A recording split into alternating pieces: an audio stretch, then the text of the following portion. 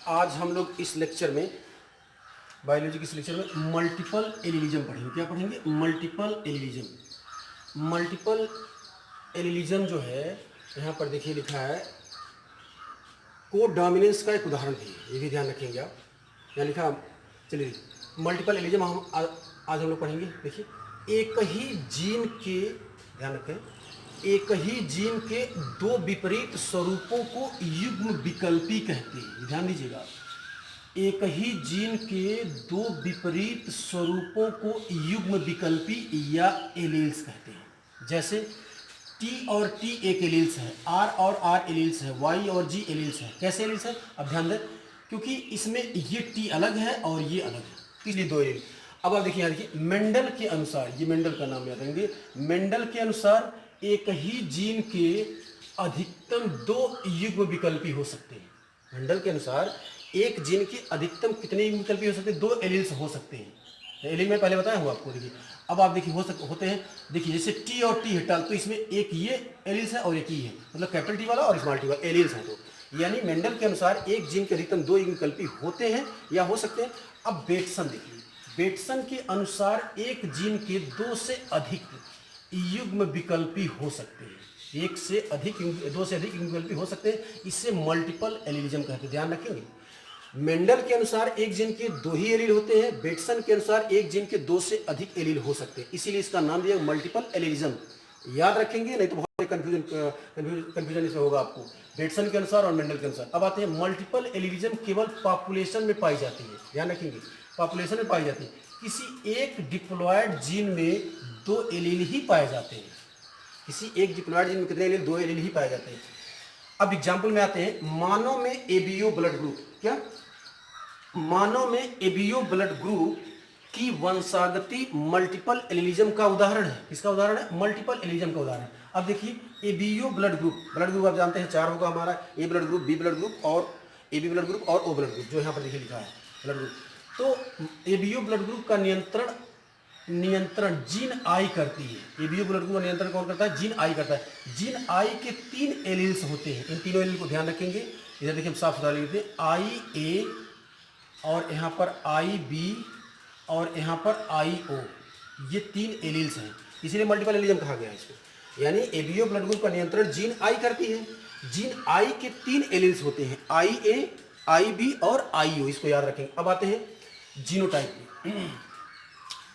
देखिए ये आई ए और आई ओ लिखा है, आई ए आई ओ अगर ऐसा आता है कंडीशन, तो आई ए आई ओ के ऊपर क्या है? डोमिनेंस है, अर्थात ये वाला कैरेक्टर शो करेगा, ये वाला कैरेक्टर शो नहीं करेगा।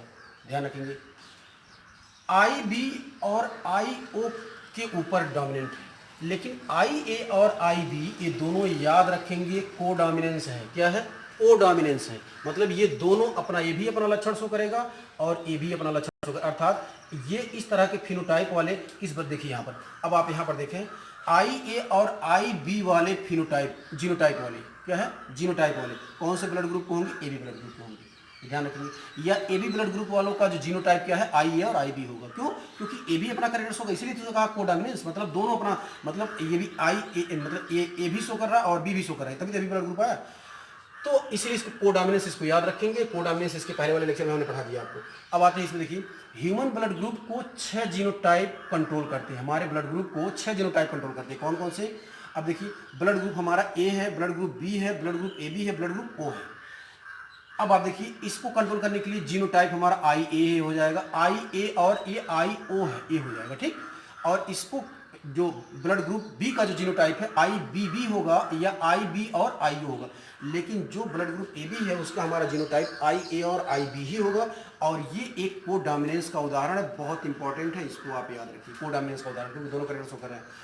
कोडोमिनेंस का मैंने अर्थ बताया, देखो आप आई ए ध्यान दो।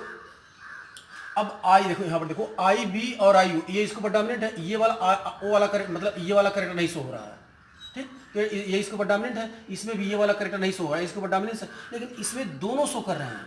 ये ए भी शो कर रहा है, बी भी, तभी तो ब्लड ग्रुप हमारा ए बी आया, तो इसलिए इसको कोडोमिनेंस कहते हैं।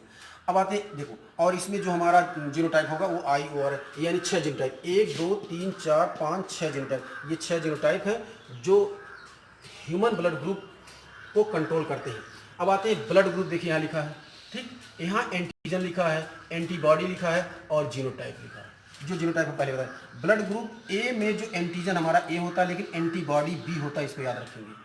ब्लड ग्रुप बी में हमारा एंटीजन बी ही होता है, ध्यान रखेंगे।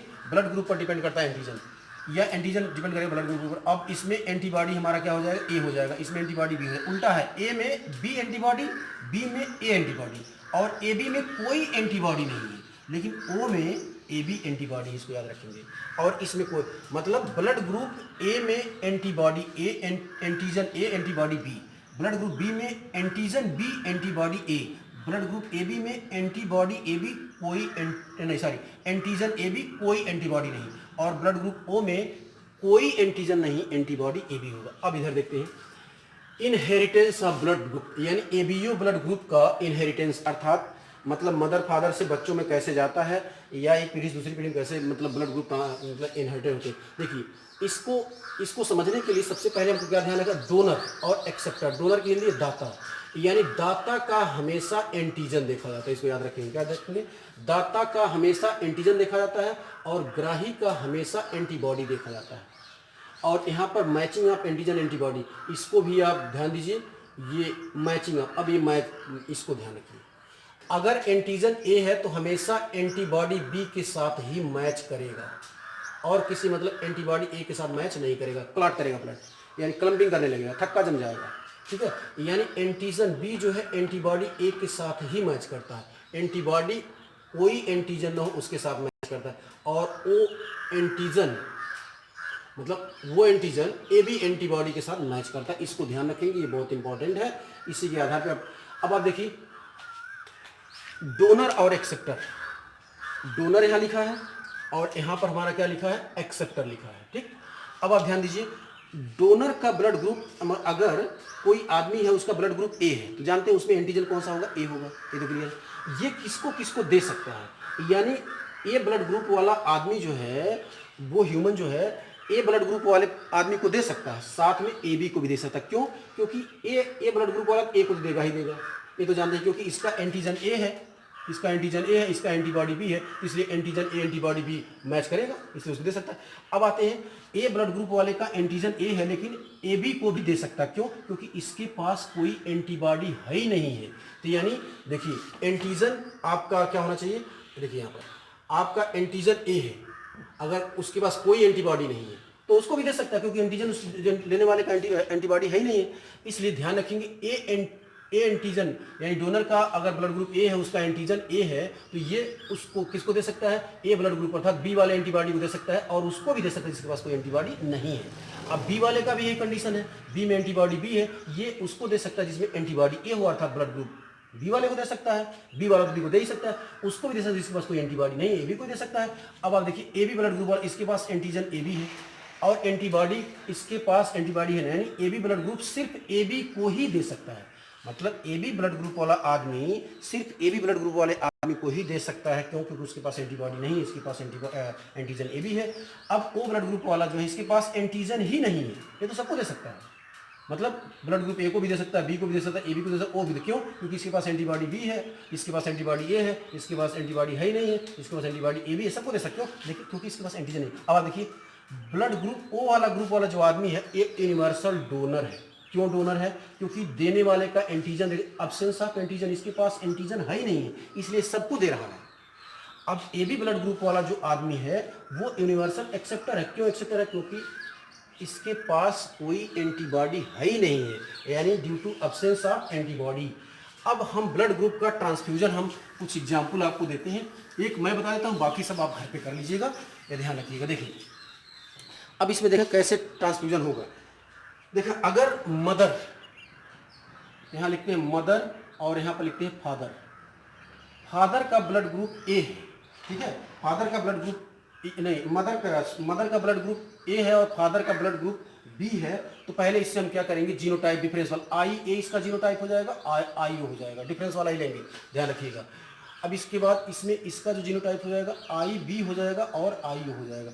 अब इसका इसके साथ ये हो जाएगा आई ए और आई बी, और इसी का इसके साथ आई ए और आई ओ, इसी का आई बी और सॉरी आई बी और आई ओ, इसी का इसके साथ आई ओ और आई ओ। इसका मतलब अगर मदर का ब्लड ग्रुप ए है और उसका फादर का ब्लड ग्रुप, उसके बाद फादर का बी है, तो इससे जो जीनोटाइप बनेंगे ये है, और इस जीनोटाइप को क्रॉस करने में देखिए, यानी ये वाला जो है ए बी ब्लड ग्रुप का होगा, और यानी ए ब्लड ग्रुप का होगा, ये बी होगा, और ये ओ ब्लड ग्रुप, यानी मदर का ब्लड ग्रुप ए और फादर का ब्लड ग्रुप बी है, तो इससे होने वाले जो बच्चे हैं वो सभी ग्रुप के हो सकते हैं पॉसिबिलिटी। अब इसके अलावा कुछ मदर का, घर पे आप कर लीजिएगा, मदर का ब्लड ग्रुप अगर ए बी है, मदर का ब्लड ग्रुप ए बी है और फादर का अगर ब्लड ग्रुप बी है, तो क्या पॉसिबिलिटी व्यक्ति इनका, यहाँ फादर का ब्लड ग्रुप क्या है आपका ओ है, तो जो पॉसिबिलिटी बनता है वो ले लीजिएगा। फिर मदर का बी और फादर का, मदर का बी ब्लड ग्रुप है, फादर का ओ ब्लड ग्रुप है, ये आप क्रॉस करा लीजिएगा। फिर मदर का ए ब्लड ग्रुप, फादर का ओ ब्लड ग्रुप, ये अब क्रॉस करा लीजिएगा, ध्यान रखिएगा।